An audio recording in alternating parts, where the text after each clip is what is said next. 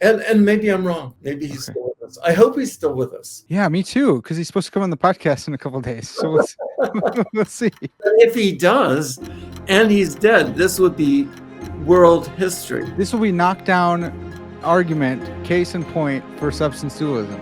Yeah, your podcast might be the most important podcast in the history, certainly, I would say, of the world. Hey, welcome back to another episode of Parker's Pensées. I'm your host, Parker Sedicase, and this is a podcast where we explore all the deepest questions in philosophy, theology, nature, and life with experts in those fields. I really love thinking about cool stuff, and you're invited to come think with me. Today's episode, another awesome one, another special one. There's a couple guys when you first start getting into philosophy of religion type stuff, and their names pop up all over the place. You just keep seeing them over and over and over and over. And you think, man, it'd be kind of cool to talk with them. Well, I have one with me, another one with me today.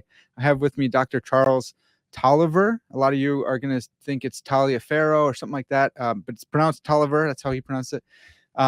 It's another guy like Stuart Gatz, where you just see his name everywhere. And I'm really, really excited to get in on substance dualism and a little bit of his own story in philosophy as well.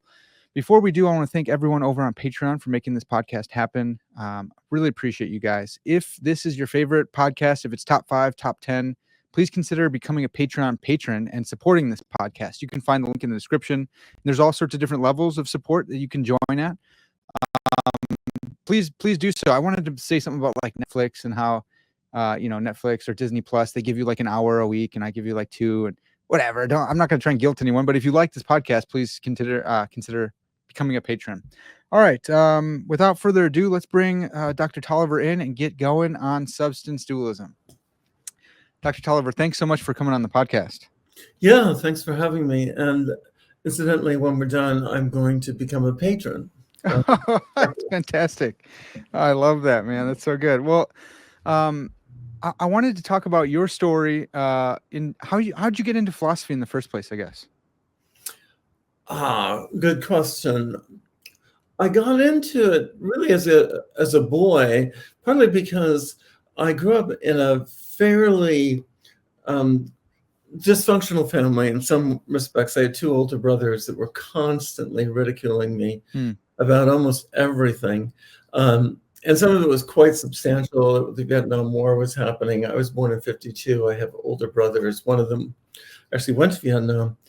And I was looking for an area of life where people could argue with each other without ridicule. I came across a book, a classic actually, in the 50s, 60s, and into the 70s, Will Durant, called The Story of Philosophy. Oh, yeah, sure. And I'm not sure I recommend it now because it's so flawed. Yeah. However, it made the history of ideas exciting, and it put these thinkers together, Aristotle and Plato, on up to Nietzsche and so on. And they set about presenting arguments with each other where it wasn't bathed in ridicule. They actually, to different degrees, respected each other. And that's kind of what I was looking for, a refuge of where you could, because my home was intense. Like you'd say, good morning. So we go, ooh, good morning. That's fantastic. That's so great. Well, I forgot to mention, but you are a professor emeritus at St. Olaf, and you just retired from teaching coursework, right? And we were joking that something like 40 years. You definitely put in your time there, which is so fantastic, and it's shown up in so many books that I have in here where I see your name. So I'm really appreciative to you for that. I'm glad that you got in, especially to the type of work that you do on substance dualism and philosophy of mind type stuff. I was really excited the other day. I was looking up Roderick Chisholm because one of my professors, Brandon Rickabaugh, always recommends him. Always, Person and Object is like the book that he gives everyone. And I looked up Chisholm and I saw how many students he had. And I was like, that's crazy. And then I saw your name as one of the prominent philosophers that he taught. And so I wanted to just ask you, like, how'd you get in with Chisholm? What made you want to study with him, I guess? Well, he was the leading expert and probably still is looking back on the 20th century. He died in 99, of intentionality and believing in, he was a Platonist also. And I was coming from Harvard, actually Harvard Divinity School, but I was taking courses in the Yard with Israel Scheffler, and I was doing some work with Putnam and others. And it was a very nominalist, very scientifically oriented. And Chisholm was much more capacious. And I'll tell you something personal that's might be revealing. Chisholm was, in my view, in my relationship, very impersonal. It would always be never Charles. It was always, hello, Taliaferro. And I would sometimes remind him of who I was. He goes, hi, Professor Chisholm, it's Taliaferro. I know who you are. And the thing was, though, he was always at a distance until my dissertation. And I was developing it. I had an argument, an objection. And he just stepped in and answered the objection for me. It was from Ernie Soso, a very gifted philosopher. And I passed, but I was very moved by him stepping in and defending me, because it was kind of paternal. Did not expect it. Yeah. And I went home, and I actually just driving from Providence, from Brown University home, and I was just weeping. So fast forward about 15 years from there, and Chisholm was doing the Library of Living Philosophers, and he was responding to his critics. Yeah. However, he went blind and was probably feeble mentally or impaired. And so he wasn't able to finish all the replies. So I contacted the journal and I asked, well, I'm a student of Chisholm's. Can I do a review in which I answer the objections that he didn't get to? Yeah. And they said yes. And I got it to him about 4 months before he died. I was actually on his birthday, and I got a sweet note back. It was, who knows whether he actually read it? It may have been by his wife, but he said, it was written, thank you, it was a great birthday present, and I hope that one day you have a student who will give you as much joy as you have given me. Wow. And again, whether or not it was completely accurate, but it was still from my dissertation where he defended me. Yeah. It was kind of a sweet note where I was able, just before he died, to kind of do it in print to defend him. Yeah, that's so awesome. That's that student teacher relationship that I think there's like a code of ethics, and maybe it's not always talked about, but you ought to defend your teachers, and it's a really awesome thing when you can do that. I just love thinking about the legacy and how you fit in that and how you helped him out. It's just so cool. I'm trying not to get emotional on it, but that's a really great story. Thanks so much for sharing that. It's really cool. So you said he was one of the leaders in intentionality. I've heard some other philosophers tell me that, maybe he was the best philosopher of that era, but because his views were not as like sexy or whatever, he wasn't talking about possible worlds in the way that Lewis was or something, that he didn't get as much attention. Obviously he's got a lot of attention, but that people didn't recognize him like they do Lewis. Why were you interested in intentionality in the first place? To address the first point, though, I will say that popularity in philosophy is often, it's like style in fashion. And it's amazing how, say, big names like Richard Rorty, after he died, I don't hear much about him. I don't hear many articles. And yet Cambridge University Press spent a fortune.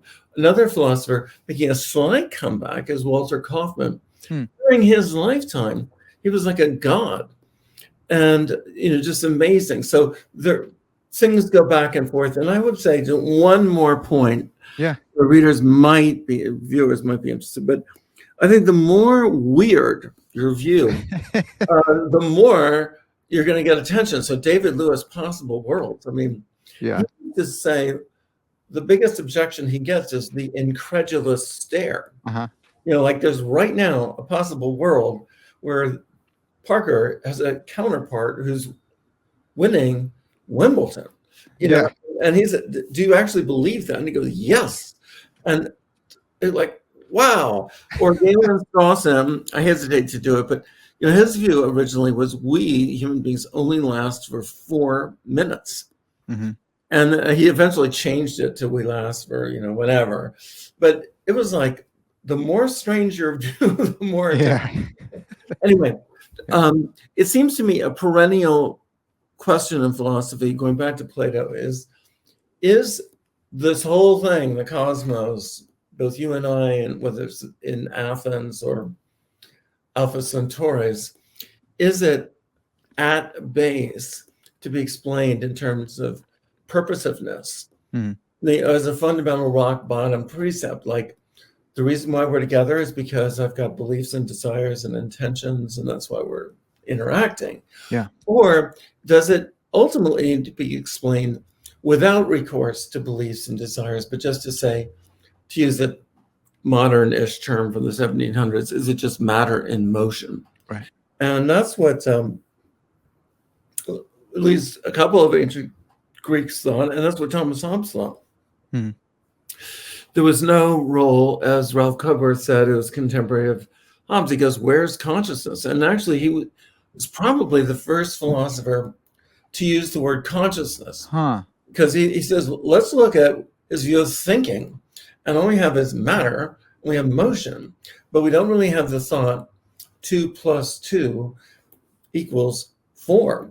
It's more or less like a calculating machine, and it comes up 4, but it's not because the calculating machine is actually thinking. You know, it's a computational device. And we have to wait till Pascal and Leibniz before we get computers. But pretty, you know, Hobbes was 1600s. Computers started only 100 years later. And so I've always been of the mind that there's something, well, I'll put it 2 ways. Evident that the most evident thing I know is that I believe I'm with you, Parker, your viewers, and then I'm trying to express myself. I have beliefs and desires. I have a location in the world, and that's subjectively anchored as being myself. And what I worry about is some of the professors I had just before meeting Chisholm, and Quine was not one of my professors. I did know him. I spent some time with him, but he was an outright behaviorist. Good friends of B.F. Skinner, and they did not believe in beliefs and desires. That at the end of the day, and I actually drove him from Providence to Boston to Providence and back to Harvard, and I knew he had to rely on intentionality. He was telling me about how to pronounce my name. We went to a Chinese restaurant and I almost ran over somebody, and he turned to me and he says, "I don't like killing people." So I know Quine had emotions and beliefs and desires, but really at the final canvas, of the final like inventory of what exists, he didn't have that as part of what there is. And I felt I would prefer to study under Chisholm at Brown than Quine at Harvard. It makes sense. We're just a random question here. Was Donald Davidson around? Like, did you ever interact with him at all? I have interacted with him, never as a possible graduate student or colleague, but one of the things that is interesting among many with Davidson is, I hate to use the cliche of have your cake and eat it too, but he realized the problem with pure radical materialism is that, I mean, this can't be true. I mean, he went to Harvard as an undergraduate to study actually biblical studies and the Iliad. And so, you know, that's not B.F. Skinner. He developed what he called anomalous monism. And so what he allowed was that on the surface, the reason why I'm going to this sentence is because I finished the previous sentence and it had these logical connections. Mhm. But actually, what's really happening is that each sentence, like the word each sentence, is causally supported by a non-mental component, which causes another non-mental component, which causes another. And so it's anomalous in the sense that the mental isn't actually causing all these things on their own. It's all being done sub rosa or under the surface. Mm-hmm. And this is endemic of David Papineau and other naturalists. Yeah. And the big question that Stu Getz and I ask is, can you really get agency if you want the causal closure of the physical world? Right. Yeah, that's I really like Davidson for his like triangulation argument and some of the radical interpretation stuff. I really enjoy that. I'm trying to think through if there's implications for the Trinity, all that fun stuff. Oh, but fabulous. Yeah, it's fun. Maybe I could send you something if you have some time. You're retired now, so maybe you can just look at random papers by podcasters. But you're emeritus, I should say. So with anomalous monism, that's one I just never got. Where I understood, like you said, that he sees something wrong with like identity theory or something like that. Like if it's just the physical, then maybe we don't have mental causation, and that's a problem. And he's talking about mental events and such. But I don't see how we can escape like epiphenomenalism. It is anomalous monism. Does that commit you to an epiphenomenalism where your mental causation isn't like efficacious or something? I believe that's true. And one name that you could put in for a Google search is Fred, spelled the usual way, and Stoutland. Okay. Stout, like Guinness Stout, and then Land. And is Davidson an epiphenomenalist? Ah. And Fred Stoutland was, he died maybe 7 years ago, but he was a non-theist and very profoundly Wittgensteinian. And he adopted something similar to Davidson. And actually, the very end of his life, he was very disquieted about his own solution. But he claimed that, no, Davidson is just left with epiphenomenalism. And then what Stoutland did is he adopted, and actually Getz has something kind of similar. He adopted what he called a non-causal theory of agency. Yeah. He thought the reason why you are talking is because we have certain purposes and intentionality and so on. Now that, according to Stoutland, according to Wittgenstein, that's a very different kettle of fish. That's a different language game than the language of physics, chemistry, and biology. Okay. However, it seems to me that's almost work. That's a radical dualism. Yeah. Where you've got this, as it were, psychosocial space in which you have all this intentional stuff going on, but there's no direct way in which this is registered in the physical world. Right. Whereas most of us who are dualists, or I would say common sense persons about agency, we believe that when I pick up this pen, I decided to do so. And of course, there are all sorts of neurological correlates, and central state nervous system is excited, cerebellum is moving away. But most of us believe that on some level, it wasn't just the electrochemical impulses. It was actually my belief that I should pick up this pen in order to write you a letter. Yeah. Yeah. So, that is so fascinating.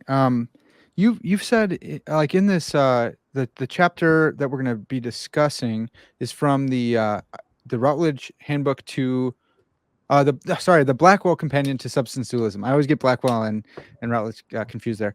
And it's just simply Substance Dualism, a defense. And in there you say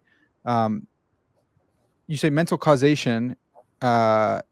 We have a better understanding of mental causation than we do of physical causation, and that's we've been touching on that a little bit, but through like intentionality, through our beliefs, through our actions. Because when I pick up this pen, I think it's for the reason that I wanted to demonstrate me picking up a pen. And I'm more aware of that than like, I don't know, C fibers firing. Usually we say C fibers for pain, but whatever fibers are firing in our head. Is that doing a lot of work for you there? Like the direct awareness of our mental causation? Is that why we understand the mental more than we understand the physical? I think it is. I mean, I think it's an evident fact of our experience. To use a fancy word, we could say it's it's phenomenological, that is, Yeah. phenomena. To be even more pretentious, if I have an expression, esprit de conscience. You capture it in your consciousness. Yeah, that's nice. But I would say, putting it more aggressively, that, and this was something that Raymond Tallis does in a recent book called Freedom, and David Papineau in the Times Literary Supplement claims this is weird. He did this 3 weeks ago anyway. Okay.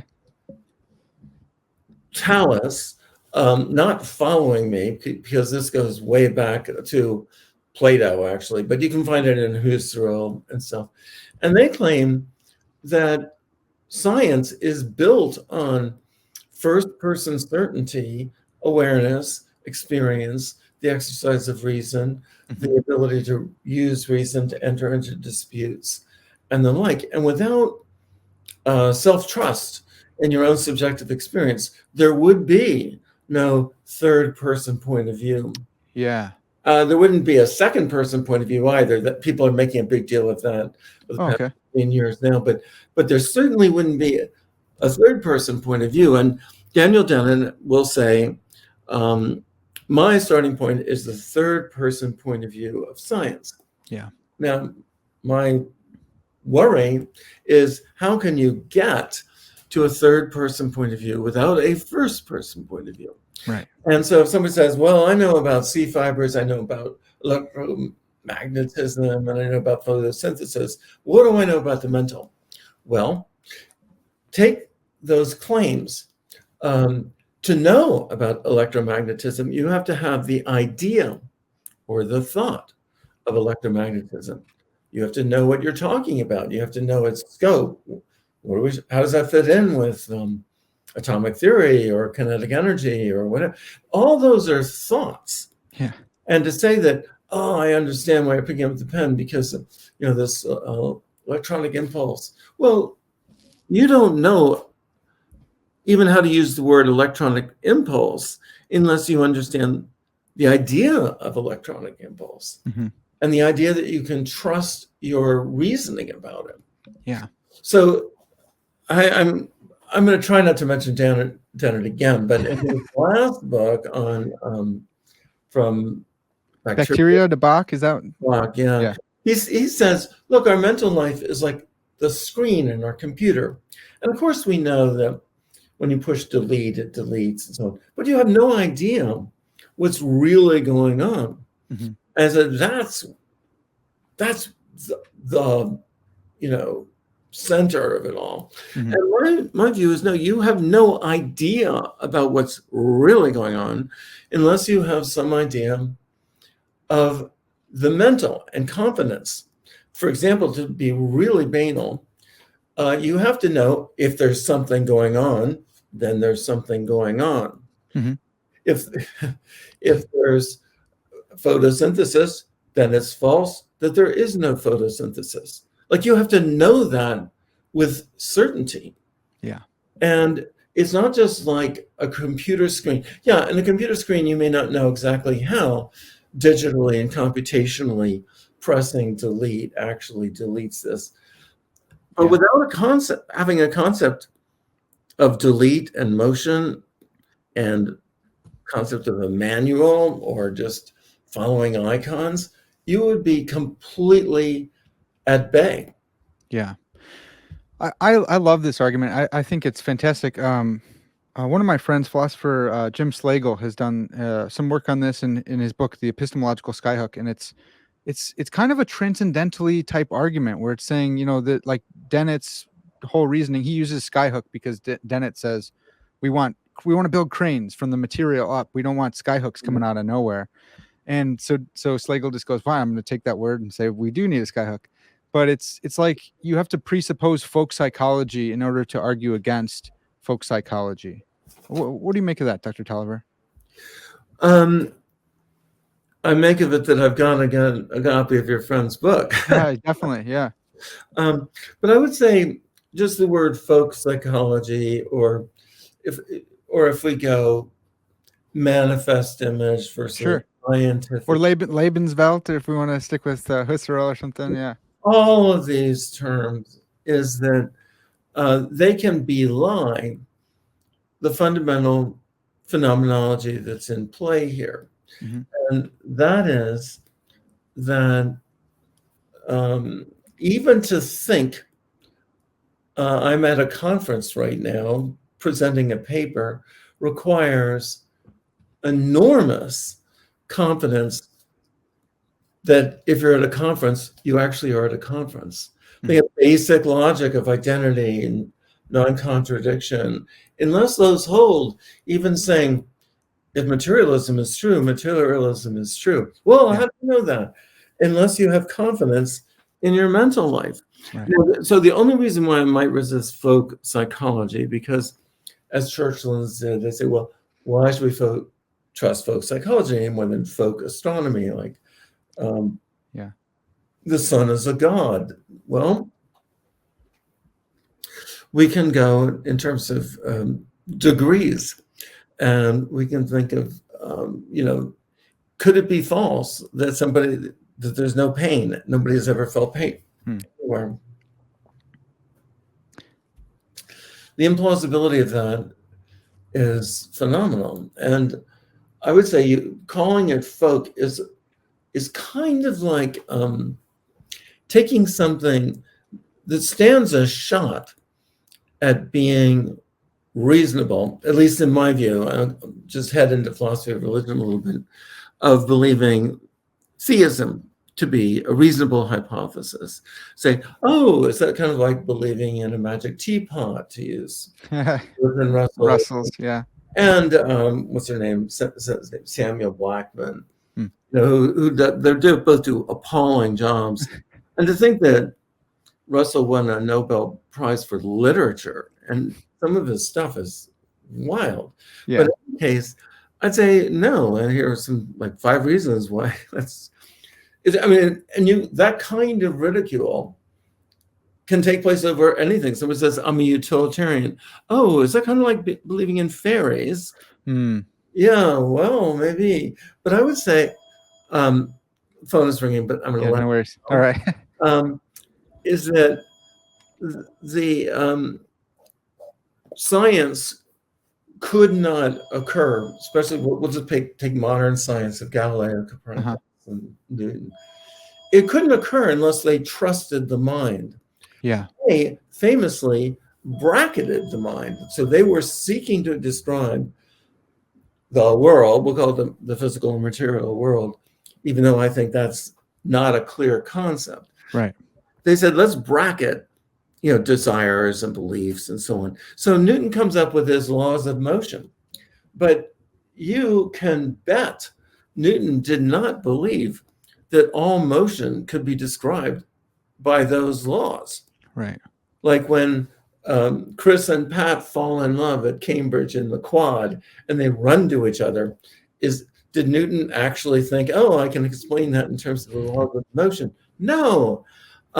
He just thought, for the purposes of doing modern science, we can lay this aside. Yeah.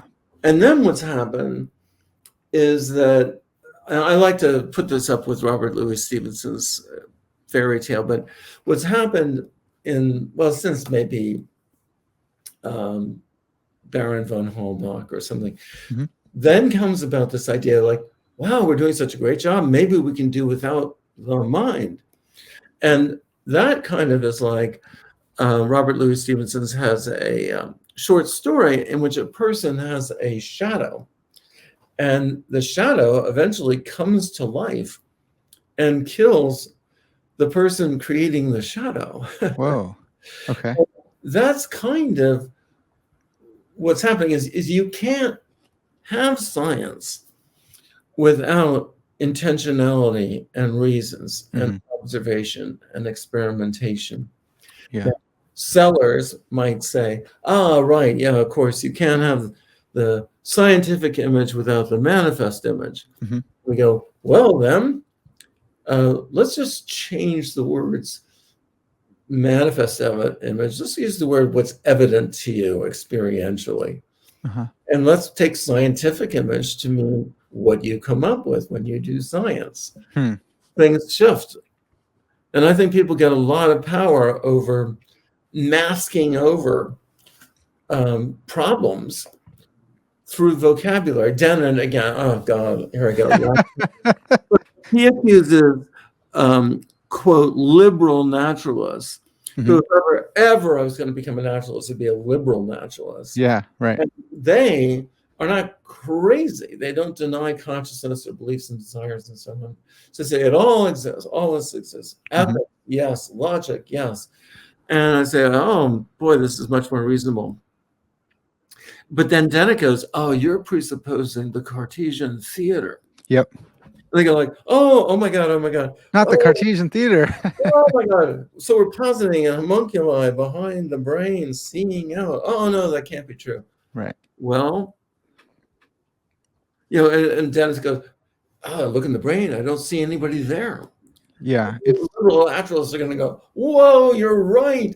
And so what I love about the liberal naturalists is there's a kind of anxiety, some of them, about how liberal can you go without becoming at least so much more open to theism. Fiona Ellis has done a lot on this. Yeah, that's great. And it's like if only someone named Leibniz came up with a giant mill scenario hundreds of years, prior to this, we could have figured this all out. So brilliant argument, by the way. I love it. I keep mentioning Brandon Rickabaugh, but he's developed this in his dissertation in a unity of phenomenal consciousness argument against naturalism and even like panpsychism and stuff. So that's another really good one. That's recent work that is picking up on a lot of the work that guys like you have been doing for so long, holding down the fort. So again, man, we're super appreciative of you.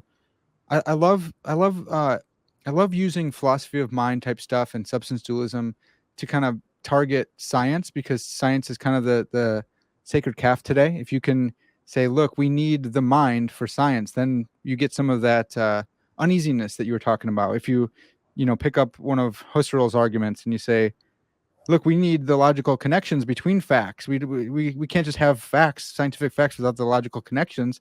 Now we got intentionality back. We got minds. We got logic.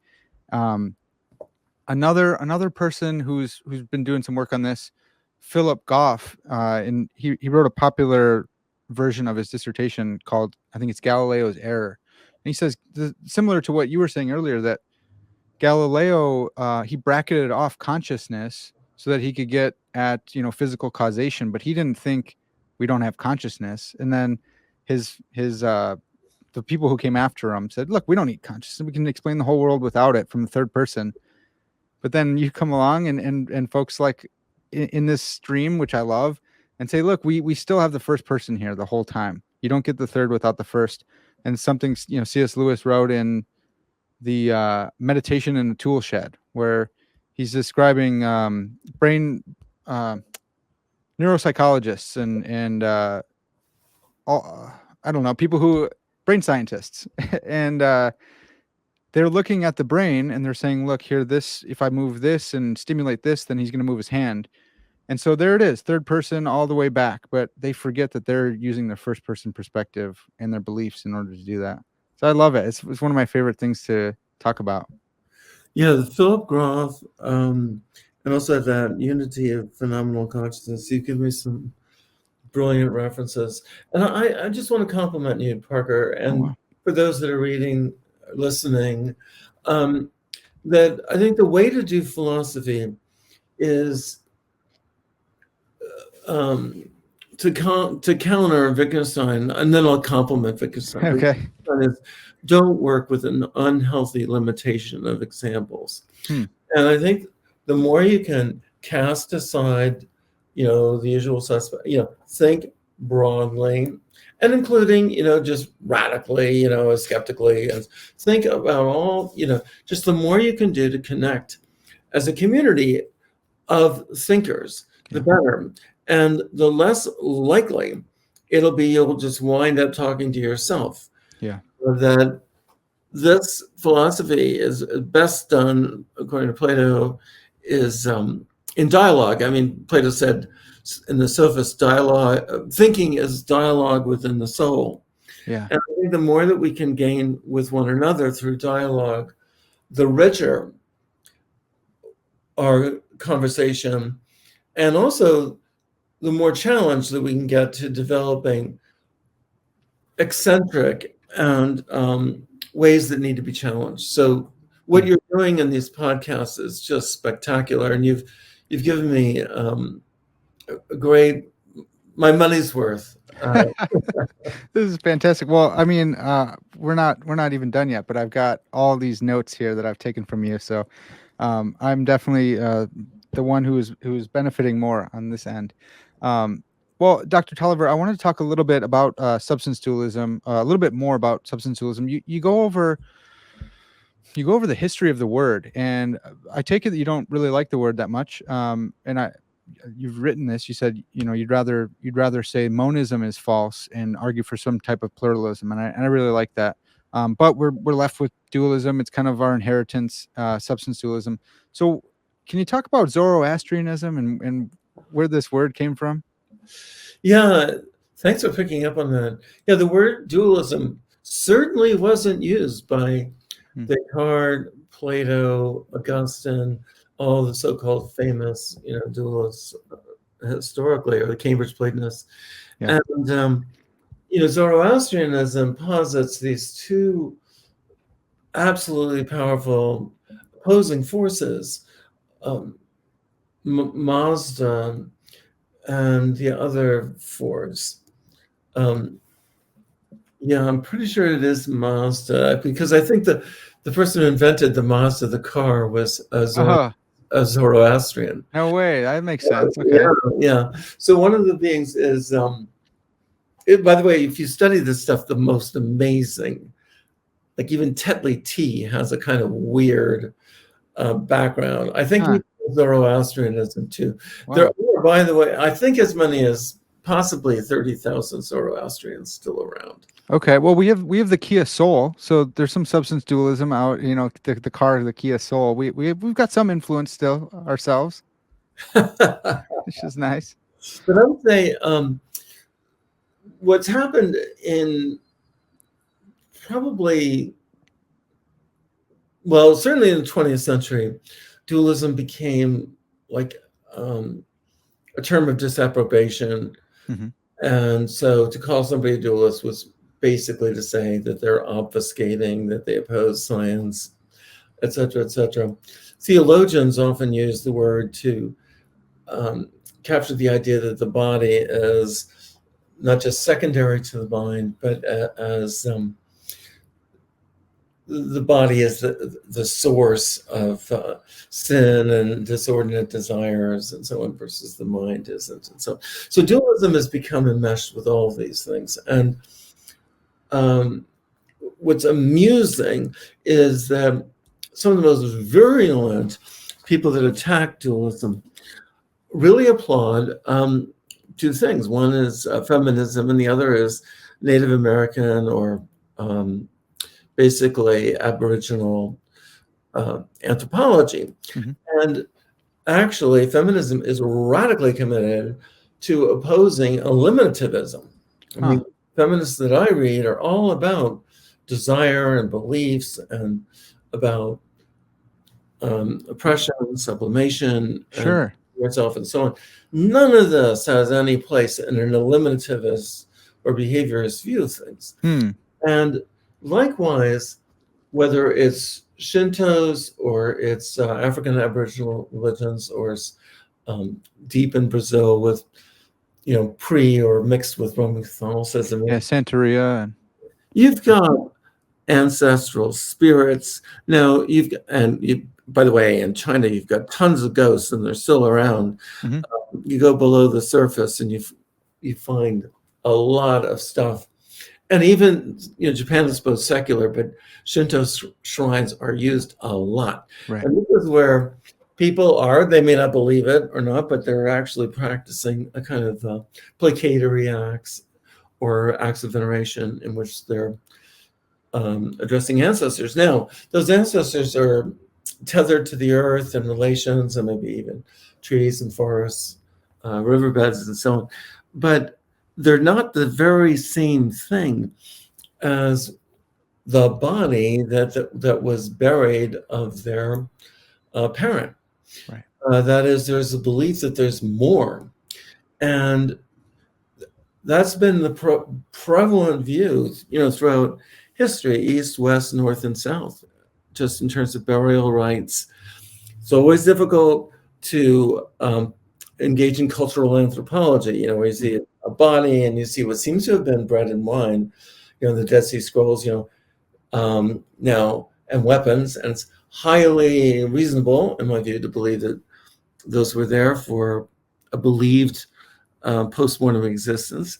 Yeah. However, who knows? But I would say that there's a preponderance of evidence, as well as, along with the early artifacts and contemporary beliefs that are unsullied by, say, European and modern intervention, of where they're basically all dualists. That's right. Yeah, that's amazing. Yeah. So there's, and that should kind of give us pause, probably. Unless you have this view, C.S. Lewis. We're talking philosophy. We have to distinguish which Lewis we're talking about. C.S. Lewis calls it chronological snobbery. Like, unless you think everyone else is completely stupid for all of human history, then this should, the preponderance of the evidence of all of our ancestors thinking that we were souls, or we had souls, or we could survive the death of our body, should form some form. It should be some form of evidence that we have to interact with, instead of just going, well, they were dumb, they didn't even know about the printing press or something. They didn't have Starbucks back then, so they don't know. Yeah. But I wanted to talk. So I think that is some good evidence there. But I was just curious. What do you think are some of the best arguments for the existence of the mind, the immaterial mind, the soul? Yeah, I guess I would go with 4 or 5 reasons.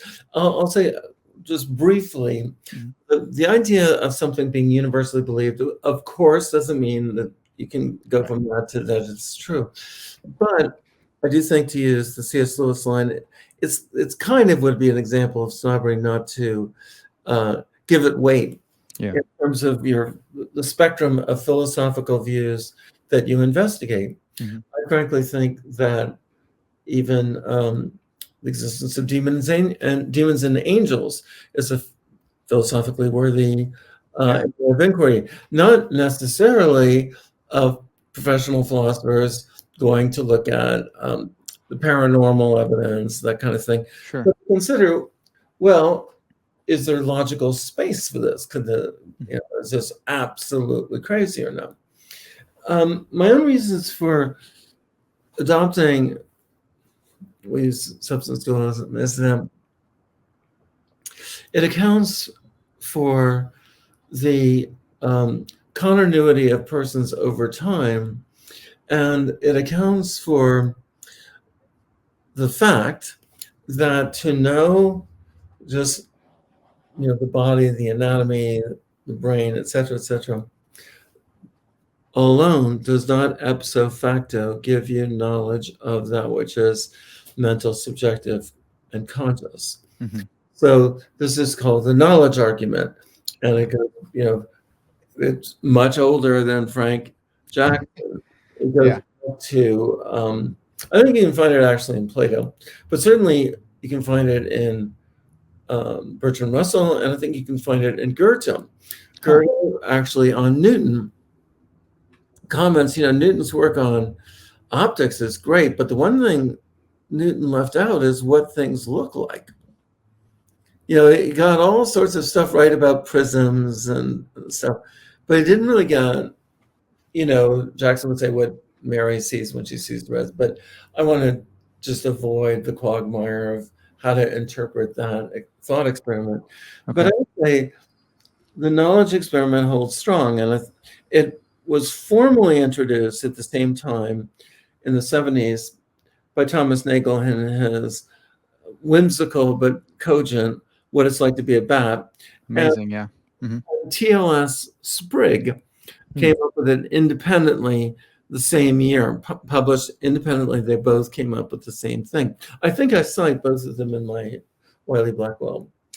So the knowledge argument is, to me, very forceful. The fact that if one thing is another, if water is H2O, et cetera, to examine one is to examine the other, but we do not have that kind of correlation with respect to the subjective and the mental. Yeah.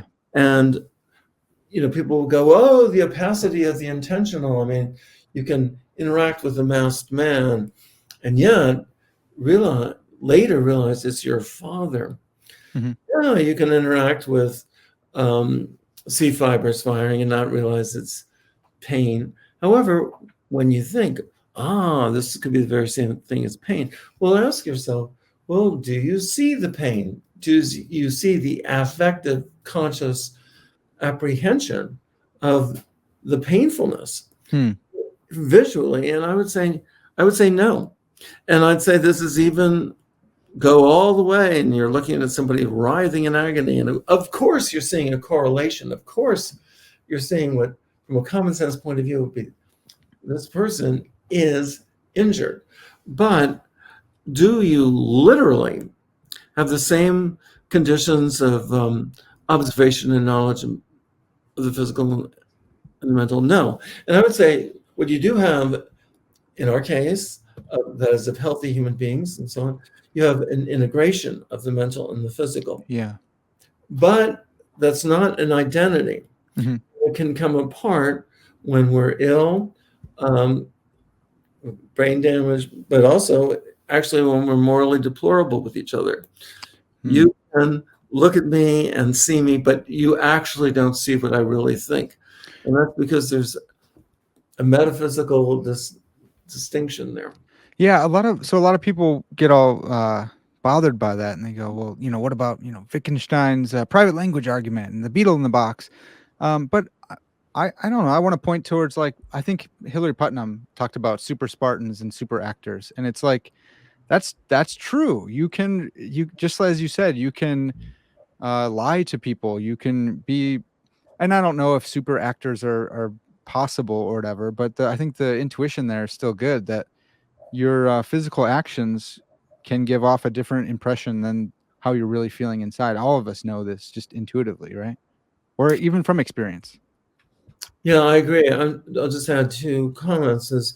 One is the public language argument is we can imagine the Matrix with ease. We can imagine it even more elaborate situations in which you've got all the conditions of public language and verification and so on, and yet none of it turns out to be true. Yeah. All of it's simulation. And if it wasn't, that wouldn't be possible. This is it's kind of a child of the argument from illusion, but I think it's highly effective here. And the notion of the beetle in the box is, first, note how grotesque that image is. I don't mind beetles, not just the reading group, the band, but it's kind of this notion, the beetles don't survive, in a box, it's going to suffocate. There's something grotesque about the image. And it's kind of like the use of terms that are meant to be manipulative. Yeah. Like, oh, you're using folk psychology, or to use another Wittgensteinian thing, I see you're a fly in a bottle that's trying to get out. Or, oh, I see you've been bewitched by language recently. Language going on a holiday.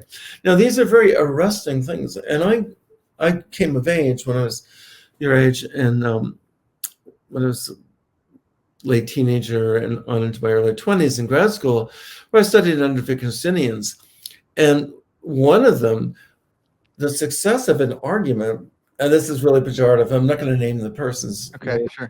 but if you could just align yourself with a Wittgensteinian dictum, you won. Yeah. But the whole thing was really weird. It's like, I said, that's like asking, what time is it on the sun? And I'm going like, well, why is that an absurd question? And there's actually a debate on that. Somebody said it's cocktail hour. Another person said it's noon. But the thing is, if you press these little things, like if a lion told me what time it was, I wouldn't understand it. Well, press that a little bit. Yeah. Play with it a little bit. Think of Narnia and think of Alice in Wonderland and the rabbit looking at its wand. Think of what was Wittgenstein trying to get at? And I think the public language argument captivated the field for a while. Yeah. I remember being in Oxford at a seminar and asking the professor, I said, what if you discovered that the language argument wasn't compelling? And he just got apoplectic. It was like, well, what what do you mean? It was like, I don't know, is the atomic theory of matter completely false? Right. I mean, that's preposterous. But the thing was, the confidence at Oxford and Cambridge at one point was so rock solid. If you go against the private language argument, you were toast. Yeah. And yet, a little while later, criticism by John Foster, Galen Strauss, and people got a little less into behaviorism. People got less into Gilbert Ryle. Yeah. And John Searle came along, sadly, about his situation, but Ned Block, Thomas Nagel, a lot of people are going, yeah, there's something more than just social conventions. Yeah. Yeah, that's fantastic. Yeah. We got to keep going. We can't, Searle, the whole thing's a mess, man. Holy cow. But intentionality came back through him, and was developed really, really strongly. And I'm sure you benefited from that work as well. So, we have identity over time we talked about. And then what was the second one? We had so much fun. I think I lost it. Well, I would say, I'm not exactly famous on this level, but I defend the modal argument, which is Swinburne has been defending it for a while. Yeah. Others, but I think it is a conceivable, and it's reasonable to believe it's metaphysically possible for you to exist without your body and your body to exist without you. And I think it's evident actually in death. That is, animalists, people who I say I'm an animal, that's the first thing we know.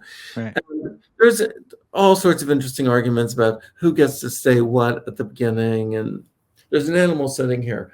I'd say Charles is sitting here, and yes, he's a Homo sapien, but let's think a little further. However, animalists who identify you as an animal, when you die, your chances are, unless it's instantaneous annihilation, your body's still there. So if you are your body, you're still there.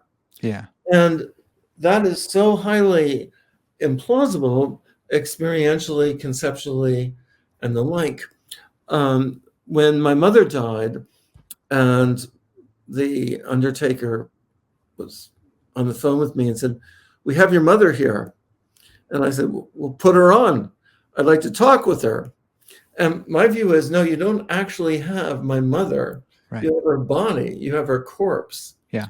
And it's a substantial change.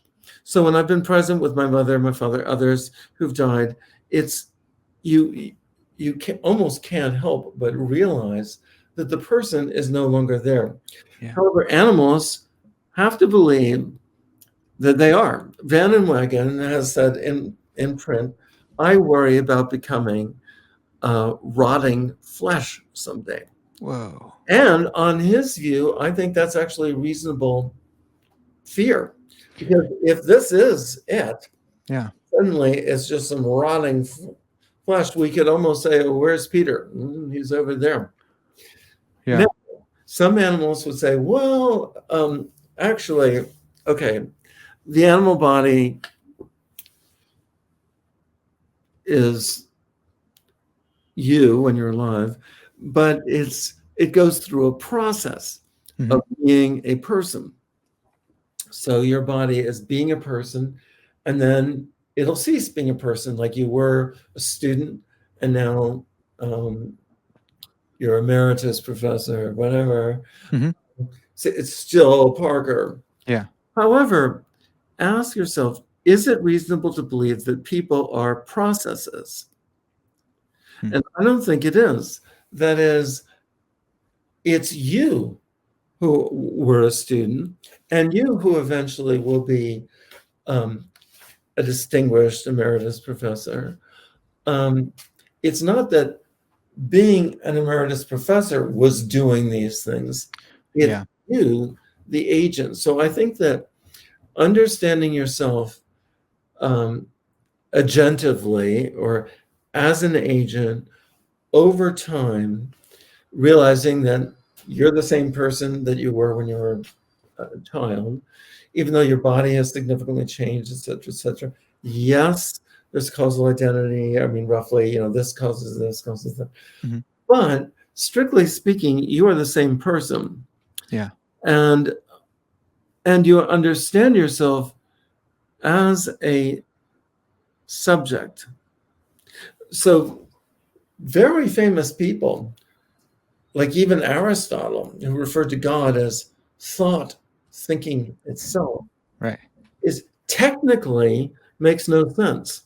Now, of course, he's Aristotle, so we'll let him have a free pass. Yeah. No problem. But thoughts can't think. Yeah, right. So, okay. There's so much here that's so good. I remembered. So your first one was identity over time. Then it was the knowledge argument, but we didn't go with Frank Jackson, so it didn't register. We went deeper past Frank Jackson. He's coming on the podcast to talk about the Mary stuff. So that'll be another fun one, and I can maybe bring up some of your notes on how he's dead. Frank Jackson. Yeah. Are you sure? Well, check it out. I just had an email correspondence with him, I thought. Unless, was it like just recently? Well, it's immaterial for us, for you and me right now. Yeah, okay. I believe that he died a few years ago, but there could be another Jackson. And maybe I'm wrong. Maybe he's still with us. I hope he's still with us. Yeah, me too, because he's supposed to come on the podcast in a couple of days. So let's see. If he does, and he's dead, this would be world history. This will be knockdown argument, case in point for substance dualism. Yeah, your podcast might be the most important podcast in the history, certainly, I would say, of the world. Yeah. But it could be the most important of this is fantastic. Not just because of that fact, on top of the fact that I have you on right now, I think it's already the most important because of this conversation. But yeah, that would be quite a fact. I'm tuning in. I love it. I'm ready for it. So we have knowledge, we have identity over time. Now this modal argument, which are all gold, man. I love these arguments. But so something that's Swinburne, and you don't have to defend Swinburne's take or anything like that. But Dr. Swinburne says he's going over the cogito in his one of his most recent books, Are We Bodies or Souls? And it's a short book, so you think maybe it'll be really easy to read, and it's not. And it's so dense. It's amazing. It's really good. But he goes over the cogito, or cogito, sorry for everyone listening. But he says thinking is a property, and properties are had by substances. There, if you have this intuition that there's no properties without substances, then if there is thinking going on, because that's the objection, one of the objections to Descartes, that all his argument shows is that there's thinking going on, if it shows even that. But look, if there's thinking going on, then there's a thinker doing the thinking, because thinking doesn't just happen without a thinker. Well, what do you make of that line of thought? I think it's deep. That is, some of these opponents to the cogito, or There you go. cogito, or however you want to pronounce it. Okay. We actually often don't know exactly how ancient Latin and Greek were pronounced. I mean, Right. Like Cicero instead of Cicero, right? Yeah, and Berkeley, which is called Berkeley, in California. We only go with Berkeley because his name rhymes with Berkeley and Smirkly. Yeah, something like that. It's funny how and no one will know ever how to pronounce my name. But if you think about it, Russell said, there is thinking, or it is raining. You don't need a thing. And Max Shaler, Elizabeth Anscombe said, Max Shaler thought, what you should say is that this thing is thinking. Yeah. And Anscombe said, yeah, we have no idea. It's more like a grammatical illusion. Like the person saying I is thinking. But if you look at each of these, they seem absurd. Yeah. For example, there is thinking. Just name any thinking without a thinker. Just any example. I suppose you can think of it is raining, but to what extent is raining like thinking, like the thoughts, it is raining because I see it raining, or anything like that. To what extent is that akin to rain? And besides, with raining, you don't have rain without some substances, without some things like water droplets. That's what I would think. Take out the substances, or if you're Peter Van Wagen, whatever, the fundamental BBs that make those up, that are appeared to raindrop wise, or something like that. Whatever. If you take those out, and then you don't really have raining anymore. You take all the things out, and I used to get really bothered by this because of Russell and Wittgenstein, and this thought that the only thing that exists are facts. You just have facts and more facts. You have a red ball, yeah, but you have red and ball together in this fact. And so, or you can substitute events in there as well. And it really, really bothered me, because I'm looking at my desk and I'm like, this isn't a thing. It's not made out of anything. It's just an event. And it really bothered me to think of ontology that way. But people have helped me a little bit, philosophical therapy, and helped me see that you have to have things to have facts or events, and maybe even facts and events are abstract things, and so you need more concrete things if you're going to have these abstract things.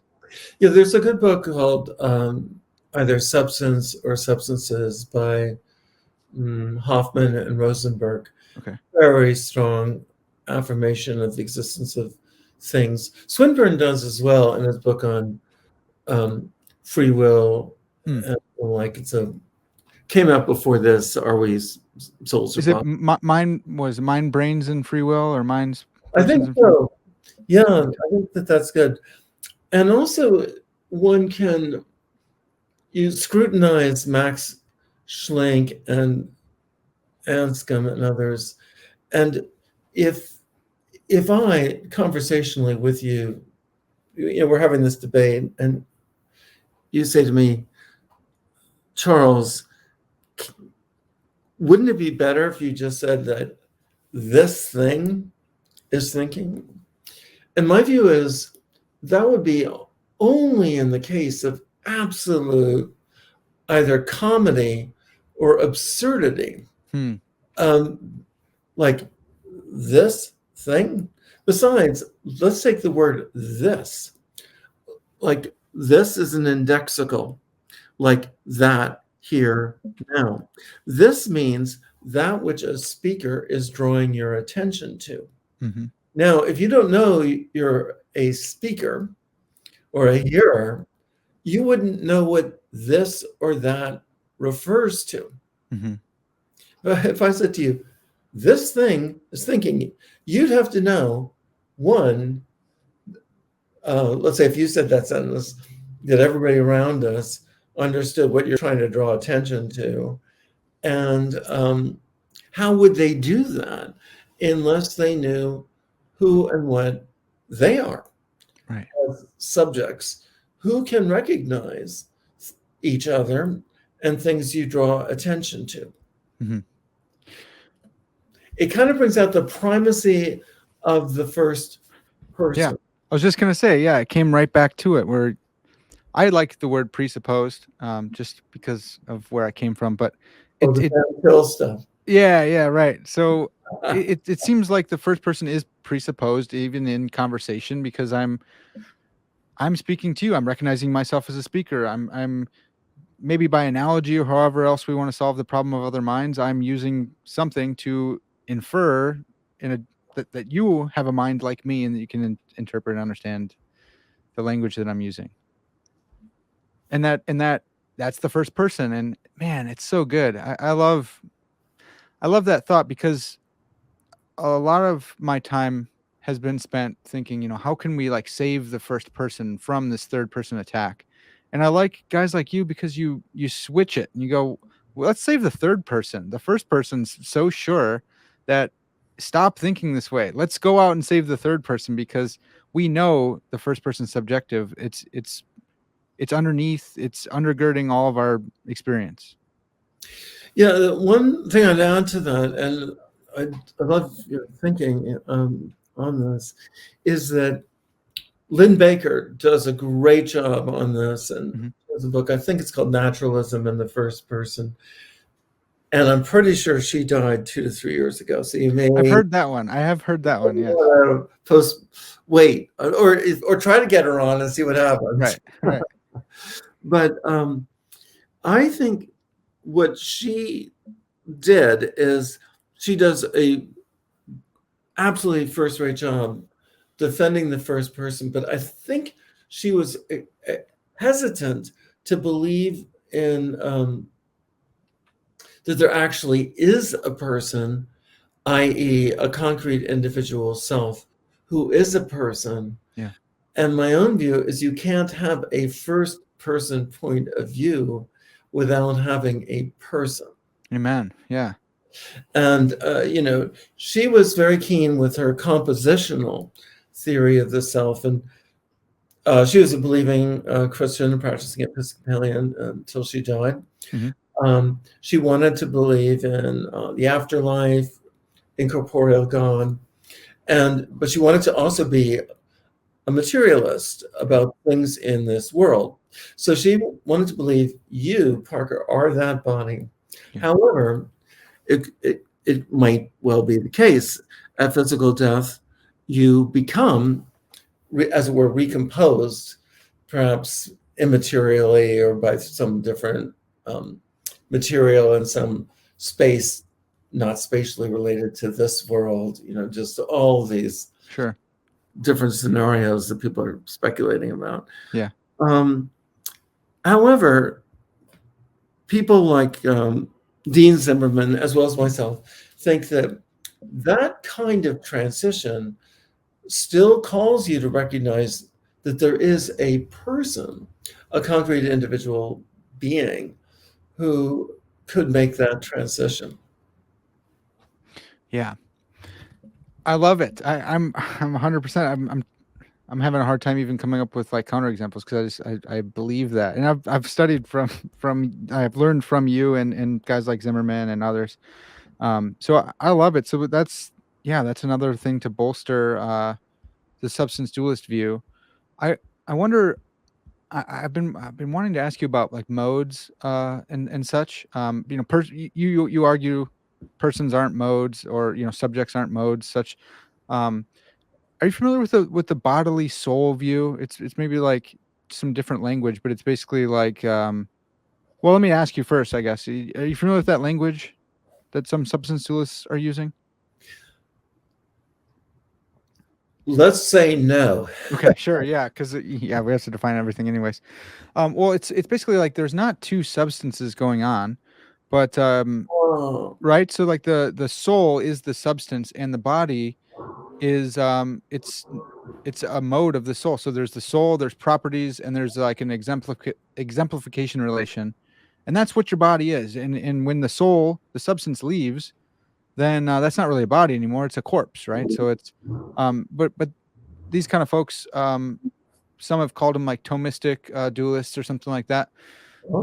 They would say, yeah, a body is necessarily ensouled, and so when the soul leaves the body, it's like an inseparable part or something, and now you have a corpse. And so you don't really have two substances, even though we can still go by that name because that's what we received.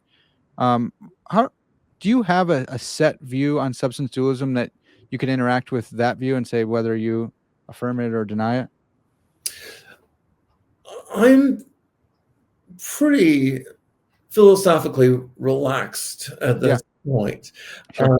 I am 69 years old, and You don't look a day over 68, so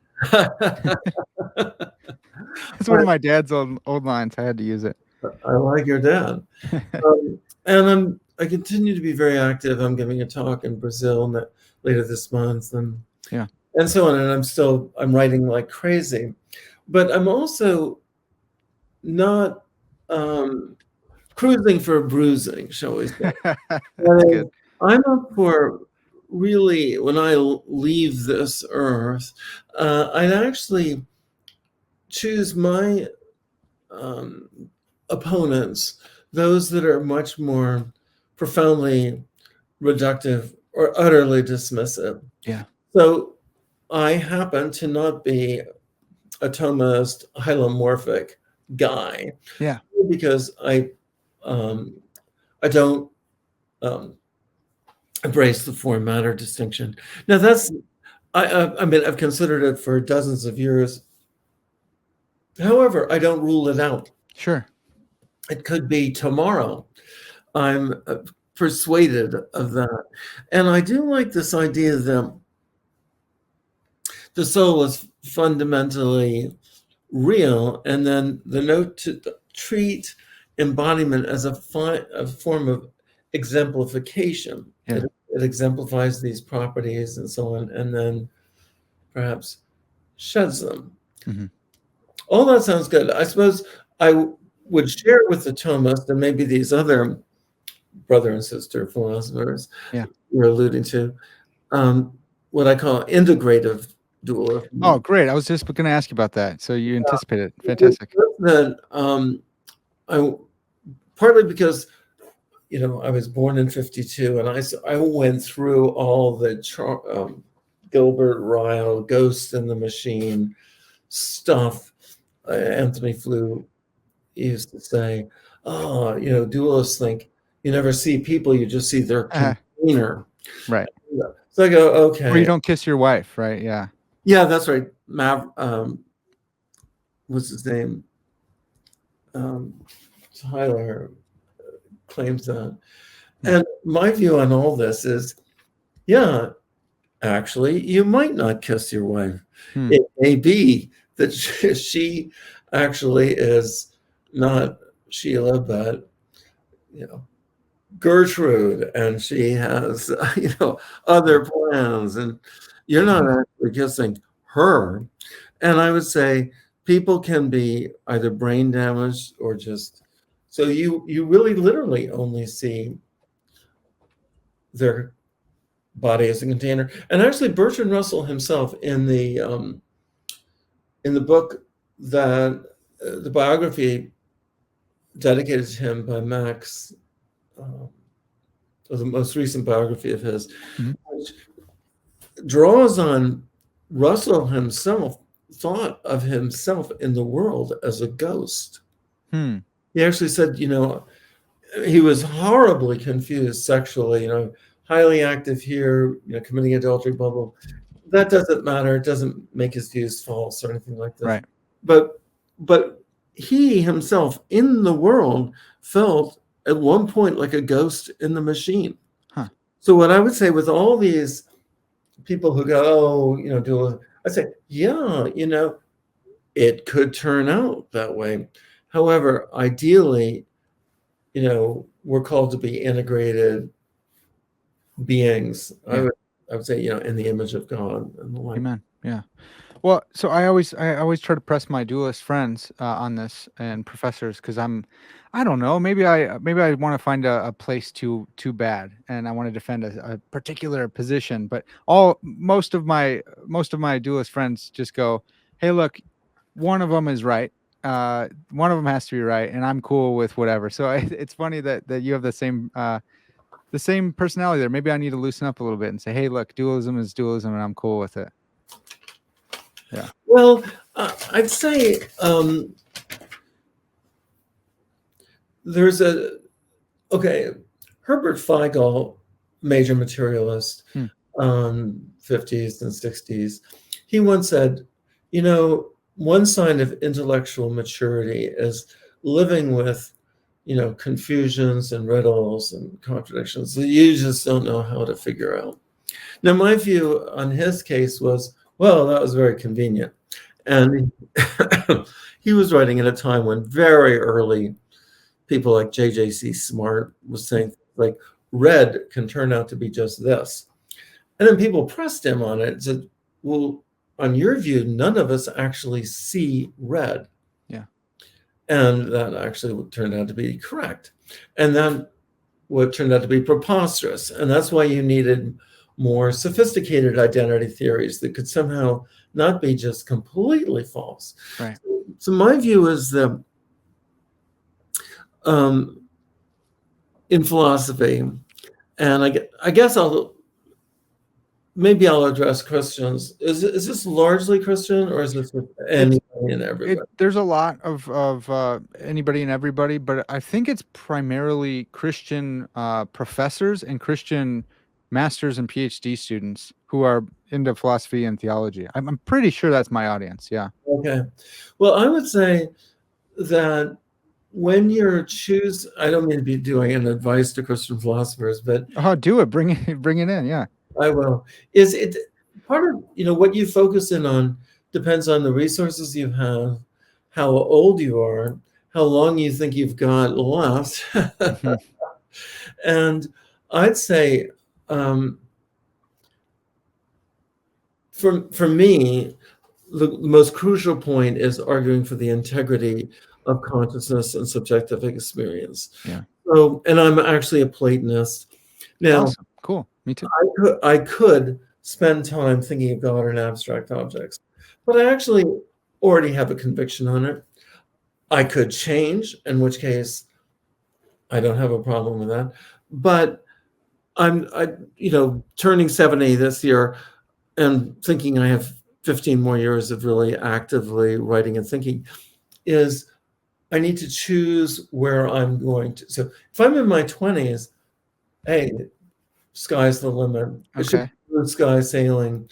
Don't tie yourself down to almost, just think imaginatively. But even so, given your career, you can't just write on everything. You're gonna have to establish yourself in as either a compatibilist or a libertarian or some fourth version that hasn't been conceived of yet. Yeah. But there are certain views like open theism versus not. I'm sort of an open theist, but actually in print, I've defended the traditional timelessness of God. And so it's clearly, I don't have a dog in the fight or race or something. Yeah. And I guess my advice would be, especially as you get older, is figure out what do you think is most enduringly important that you might be able to leave when you die. Yeah. And yeah. That's fantastic. That's super great. One I more like thing. being open, because it might be, I mean, I know people, philosophers of religion, who have spent their lives, or the last part of their lives, dealing with colonialism in Africa. And there's bound to be a certain percentage of Christian philosophers with the war in Ukraine that are going to just focus in on war crimes, international tribunals. Yeah. Does Christian philosophy have any special insights here, or not? Yeah. Yeah, that's good. That's really good. I have to ask you just a bit about intentionality before I let you go here, because that's why you went to study with Chisholm. Is in Well, is it a good argument for substance dualism for the mind? Like, how does intentionality? How do we get to the mind from intentionality? Oh, I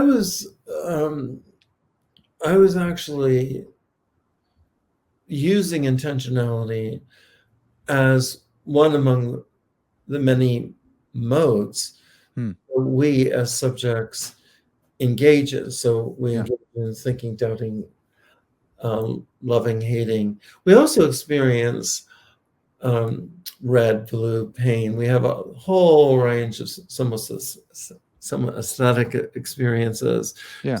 beauty and ugliness and so on. So I was proposing that what's evident to us is, I think that we can observe ourselves. You mentioned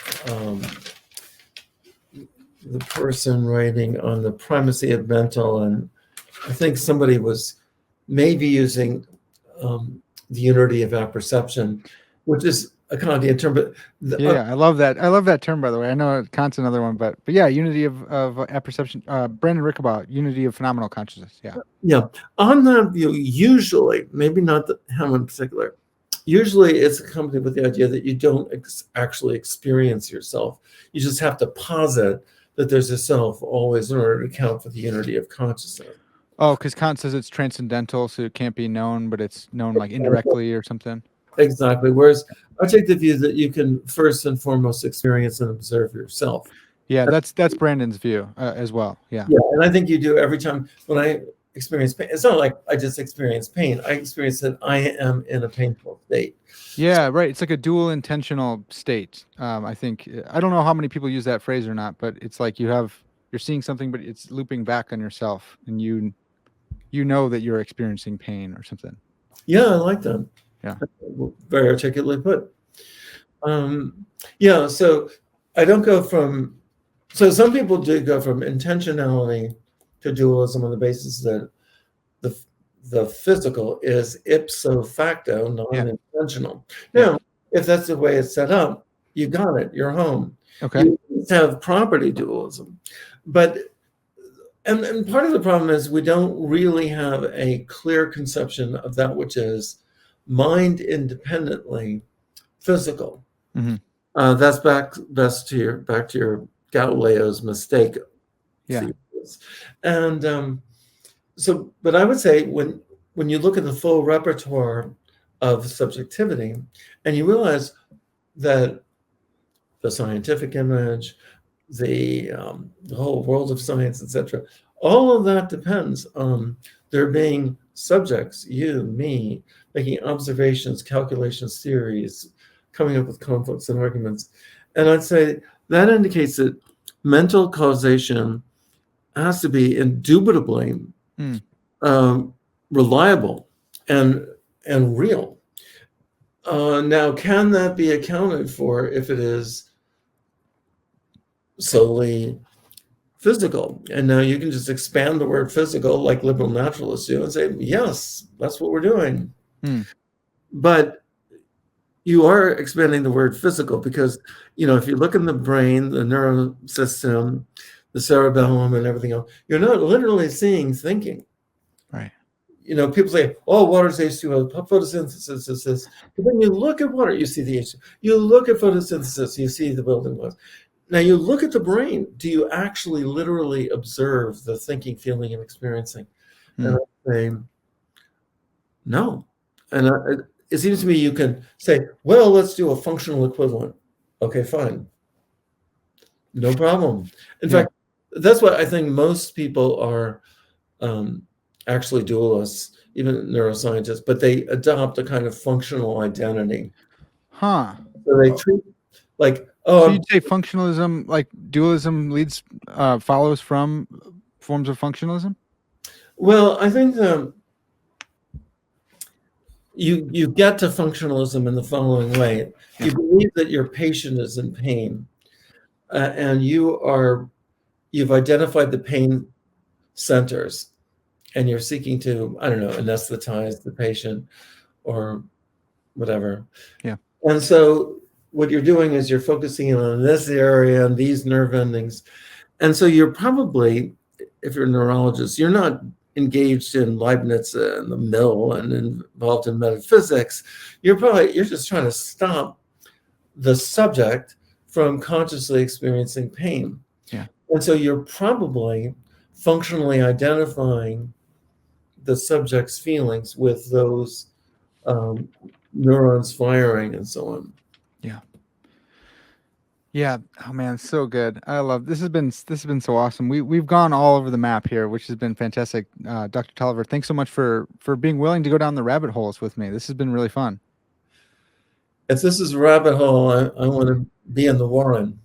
That's awesome. Well, Dr. Taliaferro, I want to respect your time here, but I would love to do this again with you. We've got more to cover. There's lots of fun stuff that we could talk about, but for now, thank you for all you've done. Thank you for your hard work. And there's a lot of us coming up right now who are seriously benefiting from your work. And because you held down the fort when the behaviorists were in there and the Wittgensteinians were trying to take over, because you didn't bend the knee to Wittgenstein, a lot of us still get to be dualists. So seriously, thank you. That's awesome. You're a good man. Thank you so much. And let's be in touch. Definitely. All right, folks, that's going to have to do it for now. This has been Parker's Pensées, and as always, all glory to God.